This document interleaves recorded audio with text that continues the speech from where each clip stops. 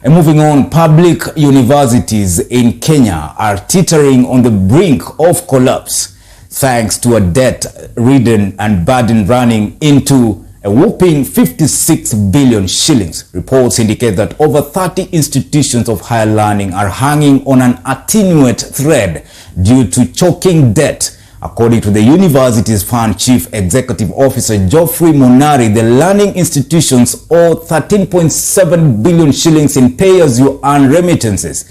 And as Stephen Lubanga reports, the same centers also have unpaid pension remittance to the Kenya Revenue Authority amounting to 18.5 billion shillings. Public universities in the country have been centers of academic excellence. Students who meet the minimum university entry requirement of C+ and are placed by the Kenya Universities and Colleges Central Placement Service are funded up to 80% by the government. Public universities have offered a lifeline to millions of learners seeking to further their education. However, reports from stakeholders in the sector say more than 30 institutions of higher learning are on the brink of collapse due to huge debts accrued over time. The institutions are cash-strapped and the universities are struggling to remain afloat. The Universities Fund made public grim statistics that paint a picture of how public universities or government agencies and pension schemes are hooping 56.1 billion shillings as at June 2022. Restructure the way they operate in terms of you must stop the bleeding that is currently happening. Because even if you are to ask for a waiver of the tax and you are still bleeding, then that will not be able to assist. The public universities owe Kenya Revenue Authority 13 billion shillings. Under the pay-as-you-earn category, pension schemes are yet to receive 18 billion shillings, while part-time lecturers are owed 4 billion shillings.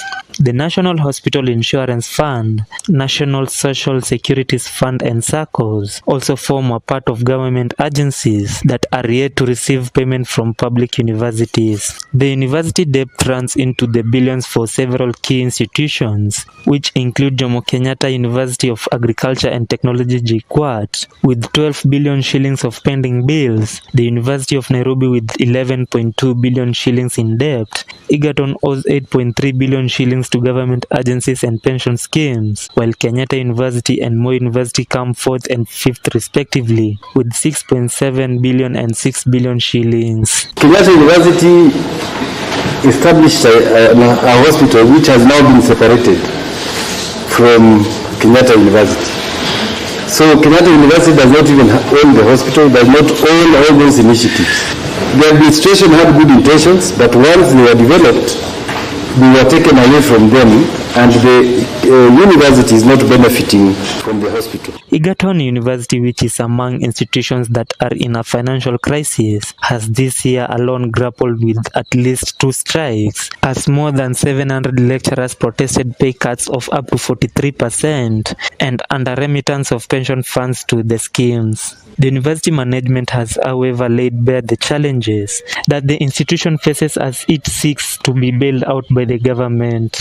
Government capitation we are getting is at 184 million per month. Mind you, from that money, we must run the university. If we pay only salary, do we close the university? The answer is no. That's why we have written many times to the government, and the government has promised they look into it. We cannot bail out universities that have not sealed the loopholes that they are in, because what will happen is that, as I said, right now they have debts of up to 56.1 billion. What will happen is that you'll bail them out now.